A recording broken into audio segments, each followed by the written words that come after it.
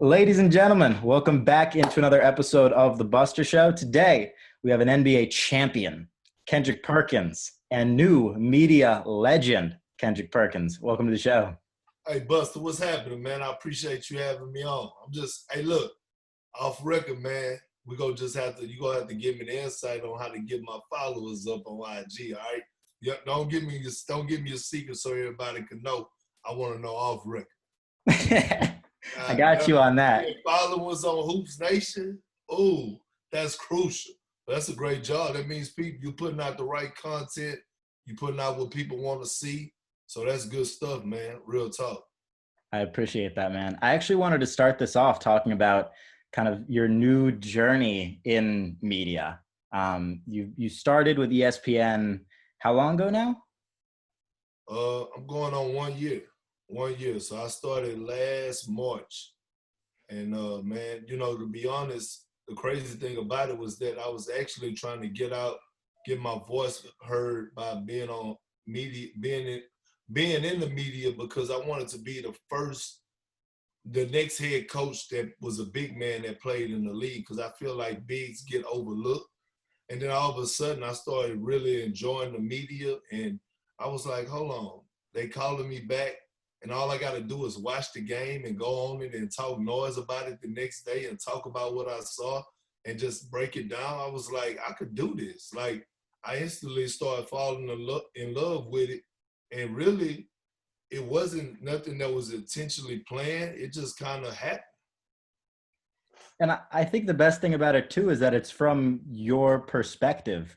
You know, having played with all the insane teammates that you have on all the great teams that you have, I think, and I feel this way, and I think about this almost every day. It's crazy how many people in these media positions did not play the game on any level, myself included, which is why I'm trying to learn from you, you know? Well, just because, look, let me tell you this, though. Just because you didn't play, it doesn't mean that you don't know the game of basketball. You could still be a student of the game and been at your entire life and know the game of basketball. Like, you don't have to play. Hell, I know a lot of players that play the game of basketball that don't know the game of basketball. So, That's funny. at the end of the day, man, it's about what you put into it. It's like studying anything else you want to become in life or what you want to pursue as a career. And so to those people who never played basketball, don't let nobody tell you that you can't make a statement or you can't comment because you didn't hoop. And at the end of the day, it's all opinionated, right? It's not actual facts. I mean, certain things that you speak is facts, but on certain situations, it's your opinion on how you see things. Whether it's the GOAT conversation, whether it's who's the better player in this situation or who would you build around, it's your opinion. But long as you have some facts to back up why you're saying this, then you're not wrong.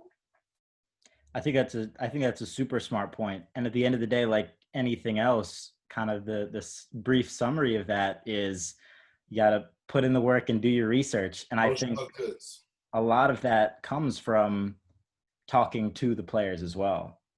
But it also helps. And I think it's obviously amazing to see somebody like yourself dishing it out as well, because you are both. Mm-hmm. And I think a lot of people, like when I was playing, I didn't talk much in the media.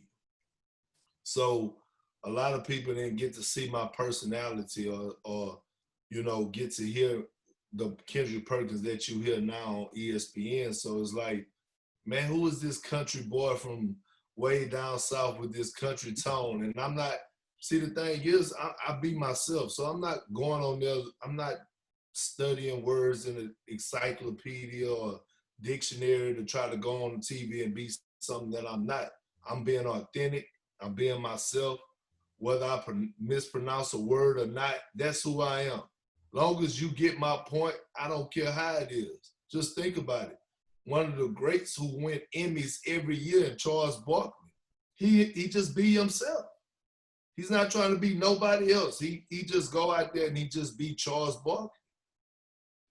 Yeah, man. Authenticity is it's so important. I'm curious, why do you think or maybe a better question would be, how do we get current players, how do we make media better? Because players for the most part, they hate media.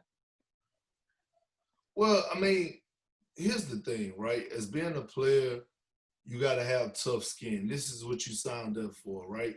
I was a player. So, you go have good games, you go have bad games. It's the media job to talk about it, Hmm. right? This is their job. This is our job to talk about what we saw, what we seen, what's the breaking news, et cetera, et cetera. As a player, a lot of players would never like the media, right? Because if you're a real media person that's not biased, then you're gonna have to address and say something about someone when they're struggling. And then if they're playing good, you got to be the first to give them their flowers. So both got to have thick skin. The media do and the players do. But Yeah. at the end of the day, it's our jobs. Listen, if you didn't want to be in the media, you shouldn't have signed up to be a professional sports player, right? That's just period point blank, because this is what you signed up for. Yeah. I think that's a super valuable point. And I'm always thinking about, also making everything a little bit more fun too.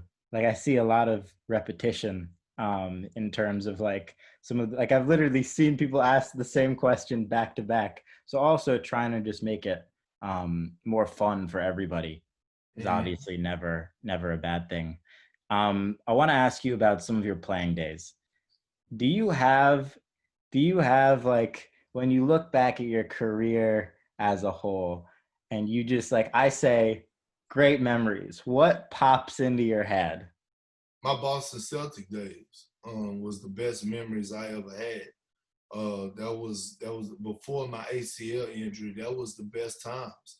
2008 to 2003, all the way up to like 2010.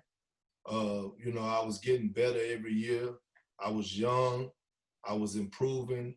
I was going making finals runs to becoming an NBA champion. I was having big games and crucial playoff moments where I was having big numbers. And it was a fun time because I was on the team of Hall of Famers. I was on the team that, played together, that had one agenda, coach that didn't practice as much as Doc Rivers, a great coach. And we had fun outside of basketball, and we was a real family. So that is some of my memorable moments. Like, far as me having my best moments on the court, I think, in 2008, 2009, Kevin Garnett went out. And I think, in those 14 games that we won a 7-game series with Chicago. And then we won another 7-game series with Orlando. And I averaged like 15, 11, and 4 blocks. So, I was Or handling blocks, yeah, Jesus so I was Christ. handling my business, dog. So, Yeah. I think about those good old days. First thing Yeah. on the mind is Celtics. What were some of those outside off the court activities that you guys were doing as a team? I mean, and it wasn't much, man. Obviously, you hang out, you do the nightlife. But it was the card playing together in rooms, going to steakhouses, just the interaction that we had on team planes, the competitive nature that we had outside of that. Like, we competed. We competed in arm wrestling. We competed on the plane to see who could do the most push-ups. Like, it was just crazy stuff that we gambled and betted on, but we had fun doing it. It was just great times, man. Just everything about it. But when it was time to step on the court, we knew it was time to strap our boots up and go to work. So we was able to balance the two. If you could go back and tell yourself one thing, your rookie self, one thing that would help you in your NBA career, what would you go back and tell yourself? Nothing. I did everything. I did everything I was supposed to do. Because here's why, Bust, and I'm not to sound arrogant, but the average NBA career is 3.5, 4 years, right? Yeah. Well, I made it to 14. So as a rookie, I had a great group of vets, and they necessarily wasn't like, Hall of Famers or whatever. I'm talking about guys like Walter McCarty, Tony Delk, Eric Williams, Tony Batiste, guys to that nature who taught me the right way to go about things, who taught me professionalism, who taught me how to have a routine. So if I could go back to my rookie year and change something, it would be nothing because I had an open mind and I listened. Because I seen so many rookies that came from college, high school, as I got older in the league, and they didn't listen. And next thing you know, they was out the league. So with me having a 14-year career, it's nothing I would change my rookie year. Seriously. That's amazing. That's the best answer I've ever gotten to that question, literally. I want to ask you a question, and I ask pretty much every professional athlete this question now, because I just wish I was in the same position. But my question is, I mean, I assume you have a deal with Panini basketball cards, right? Right. And you've signed those for years. Yeah. Do Yeah. you pay any? Thousands of them. What's up? Yeah. Thousands of them. Do you pay any attention to the market that is and the industry of investing that goes on in that world? No. So here's my question. What do you think the most somebody has ever paid for a Kendrick Perkins card is? Probably about $25. You're going to be blown away. What? $3,000. No way. $3,000. Your 2003 exquisite rookie card, one of one, $2,900. It sold on May 21st, 22 bidders, $45 shipping. So it sold for about Dang, that's cool. Hey, pop my collar real quick, Bust. I did not know that. I mean, it's Dope. this whole new world where, people invest in players like their stocks. And like, so you, in your rookie year, and the industry wasn't as big back then, but obviously those cards are now super valuable. A LeBron from the same year, 2003, just sold for $1 million at auction. Wow. Which is pretty crazy. But it's like when you're a rookie, it's like your stock is IPO. It goes into an IPO. So you become a publicly traded stock the second your first basketball cards are made. And then depending on how you play throughout your career and throughout that rookie season, the value shoots up and down. Wow, that's crazy. So the $1,000 that Panini gave me for signing 2,500 cards, they done already made that back off of one card off of 1 year. Possibly. Although this was exquisite, which is an upper deck product. Oh, okay. And it was just your rookie card. It's not even signed, but they only printed one of them. So that's why it's the most valuable. But $3,000 I did not know that. Is the trivia answer to the question. Hey, salute to anybody. Salute to the person, the individual that bought that Perk rookie card. We got to get you guys in contact. Yeah, for sure. I got to sign it for him. If literally. 3 racks, send me, look, give me the contact. Let me autograph that for the people.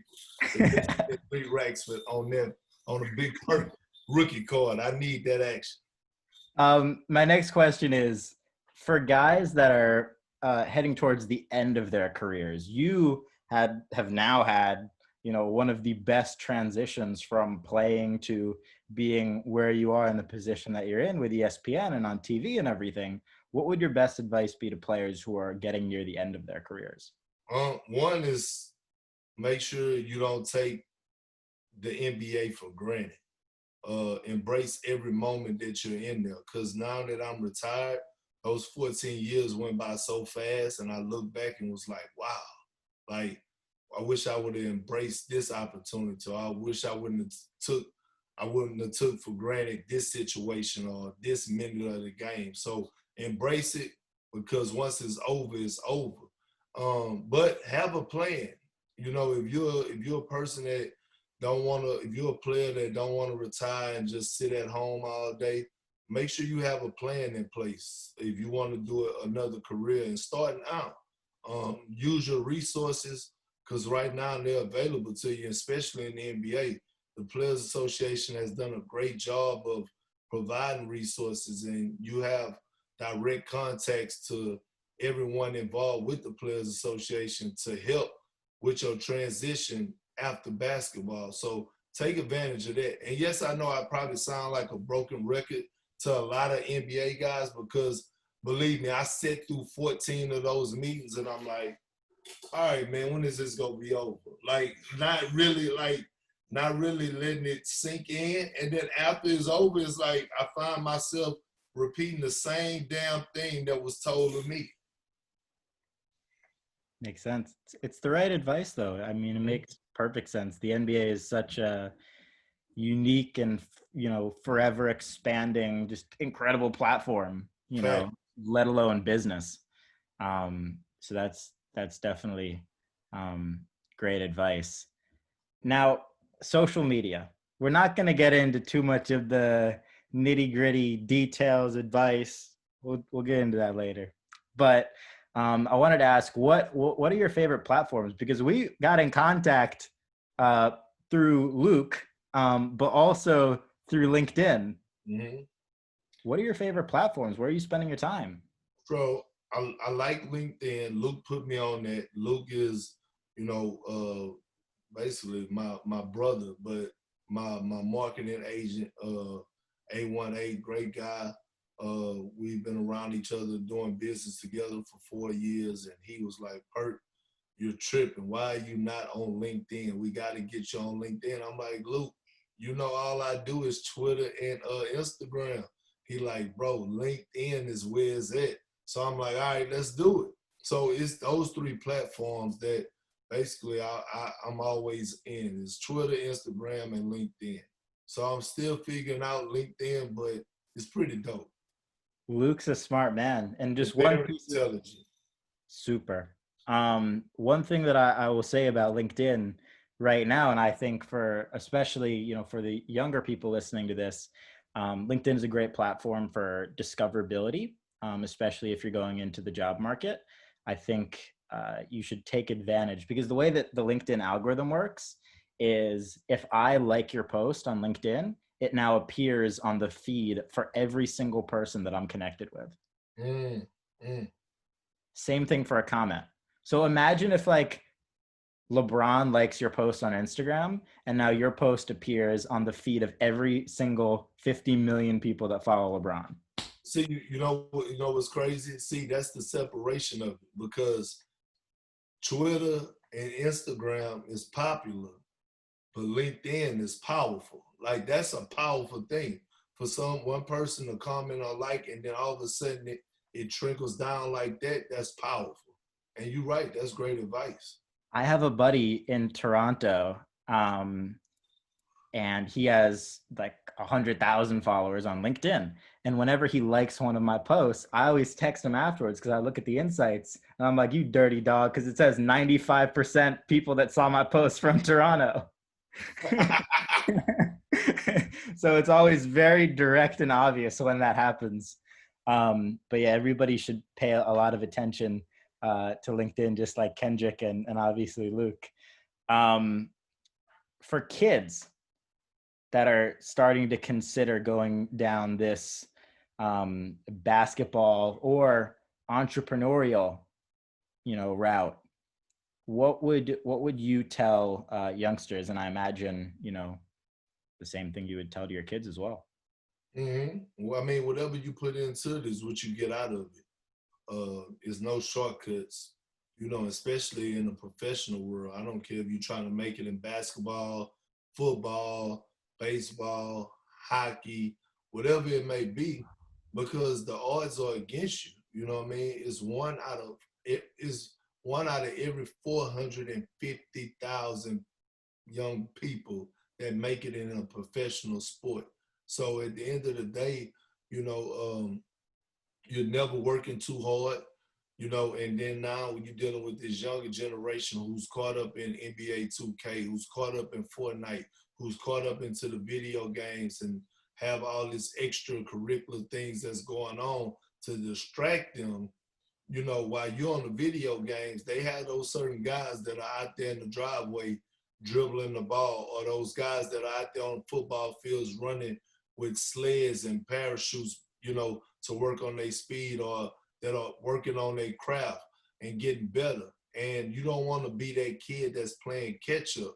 You want to be that kid that's ahead and going to continue to be ahead by outworking the next person.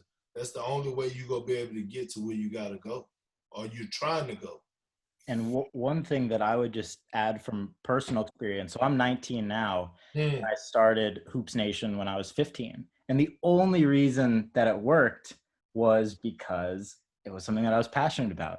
So for everybody, figure out just think about what you do in your free time and then figure out how to turn that into a career. You can even do that for video games now. That's impressive. That's impressive, man. For real, Buster. That's impressive. Because that goes to show me that, like, you really punched in the clock. Like, to get to 1 million followers, like, you really was doing some great things. And people don't understand, it's like, they don't understand the hard work that you was putting into actually building something that you was passionate about. And now, yeah, it wasn't a sprint, but it was a marathon, because now you started at the age of 15 and you look now that you're 19, 4 years later, and you like, wow, I have developed a major platform for myself, and you still got room to go because you're only 19 years old. Hell, your ass ain't even old enough to rent a car yet. I know it's the renting car thing is a struggle. I appreciate that though. I can drink in Europe, but okay, I don't. That's about it. No, I really do appreciate that though, and I think really just the reasoning behind it is that at the end of the day, I wouldn't have done it if I didn't enjoy it, and I think that's the takeaway for anybody. I heard a really funny story, and I want to fact check this with you. Go ahead. You mentioned Fortnite. Oh man, I shouldn't have mentioned Yeah. that. That's facts. You ain't even got to bring it up. That's facts. That's facts. Fortnite is not allowed in my house no more. That is facts. What you heard about the $16,000 bill and all that, yes, they ran my credit card up. My two sons did. That is facts. No lies detected. Yes, they did. Although it is a great story. That is the one thing you have going for it. It is, man. It is. And to be honest, I wouldn't say they didn't know any better, but I didn't know too much about Fortnite because I don't play video games. So from my understanding, the game is free, but since we all were connected to one, whatever account it is, and they have cell phones and the Wi-Fi, they knew, you know, the information, and they were able to buy skins and all this old extra stuff. I don't even You've done know. your research. Right. They was not only buying for themselves, that they was buying for their cousins, friends. Everybody had the new skins and knew everything to advance. And I just was like, my God, like how in the world? Because I read, you know what's crazy? And I'm telling you this first. I just had read on some social network site, I forgot what it was, where it was like Fortnite hit like what, over $1 billion plus they first year, right? And I'm like, how did they do that when the game is free? And then all of a sudden, bam, I get a $16,000 bill on my credit card. I'm like, that's how they hit over $1 billion. That makes perfect sense. Yeah, man, it's those in-app purchases. They kill you. Right. It's how the App Store, even for like iPhone games, run. Have you ever played NBA 2K? Never. Never. No, I watched myself. I watched people play with me. Like, I done been with my homeboys and my partners, and I didn't watch them play, but I've never played NBA 2K. Never. Why is that? I don't know. I just, man, to be honest, man, I kind of got like an old soul, man. I was raised by my grandparents. But I can tell you this. my game of choice from about 2003 to 2006 was Madden. Like I love to play Madden. I don't know why, but I wasn't big on NBA 2K and NBA Live and all that, but I love to play Madden.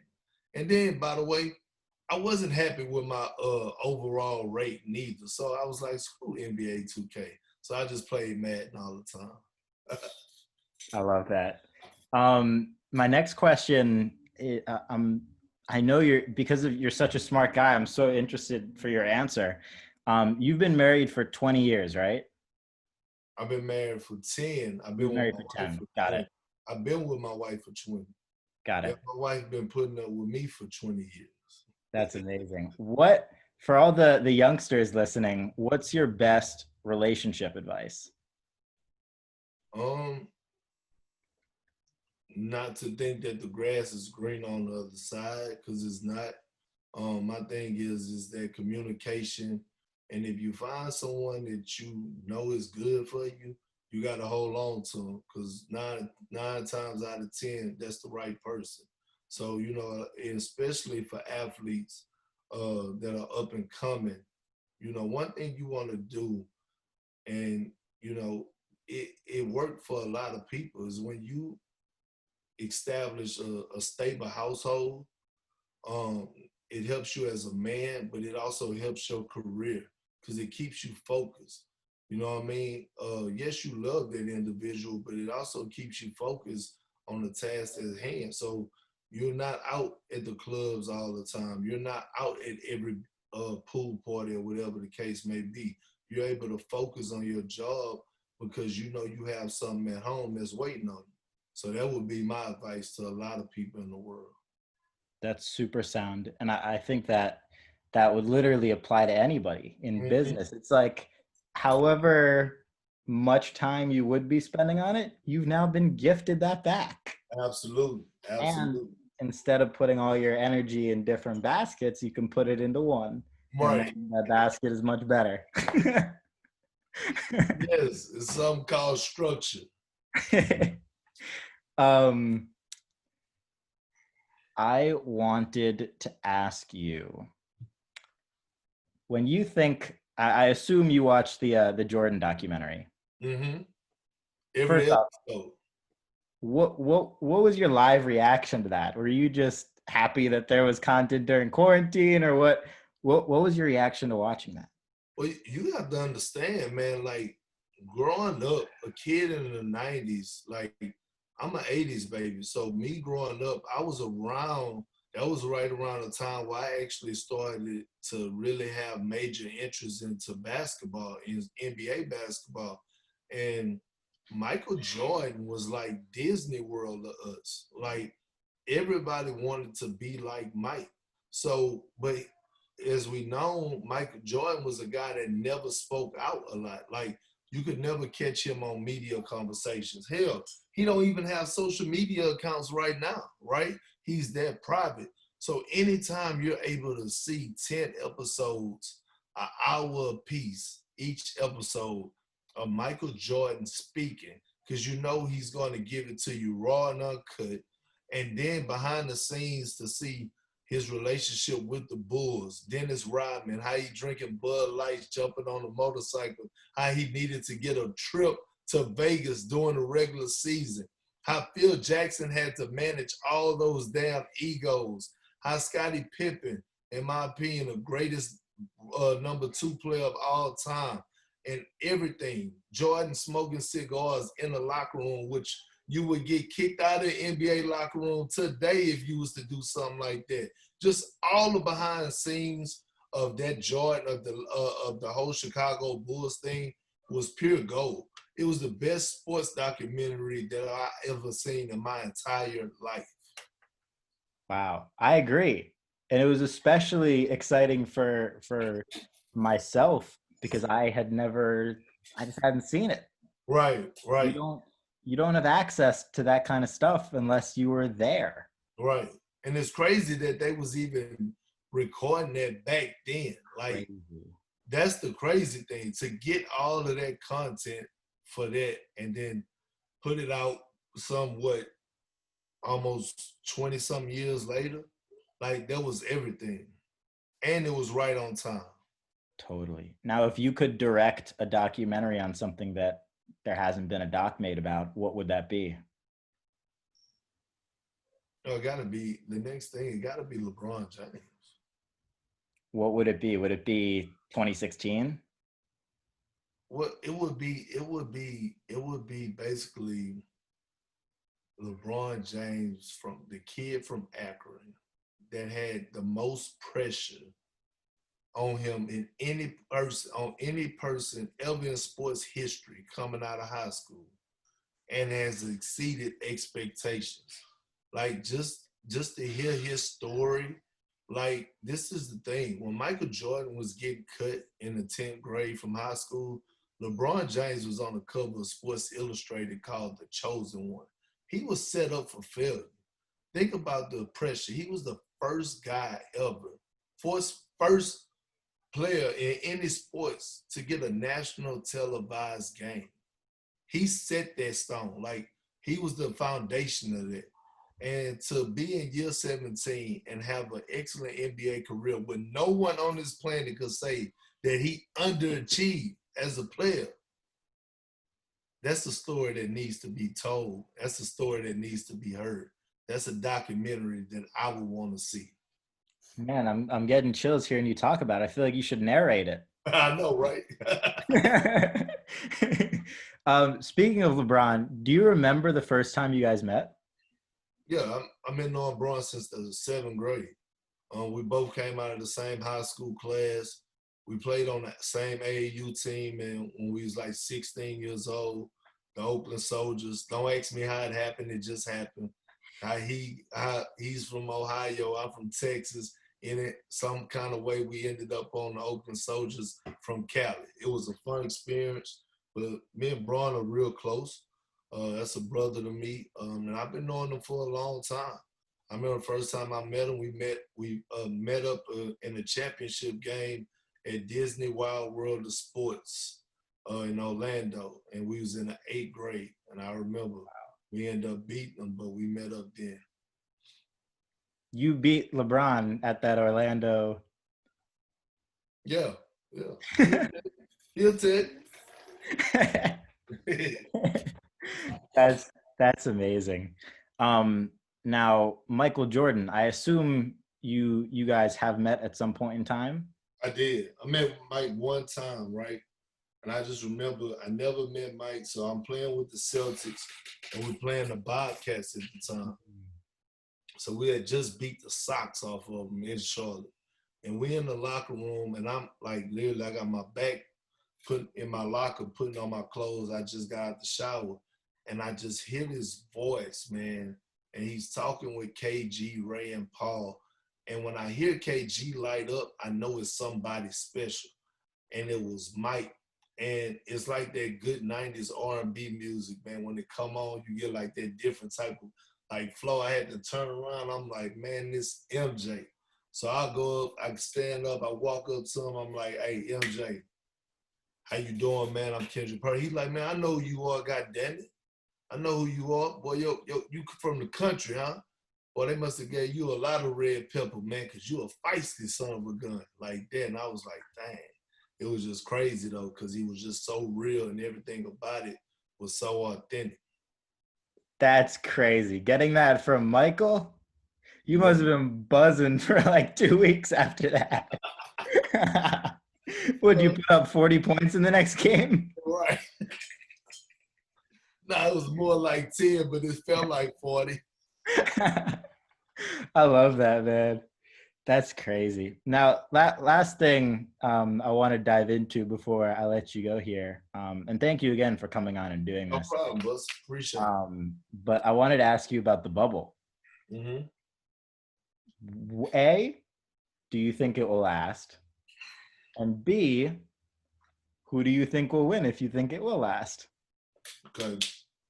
A, so far, so good. I think we had the best commissioner in sports in Adam Silver. Agreed. I think the way that Adam Silver and the NBA communicated with Chris Paul, Michelle Robinson, the Players Association, to put a strategic plan together to get this bubble going.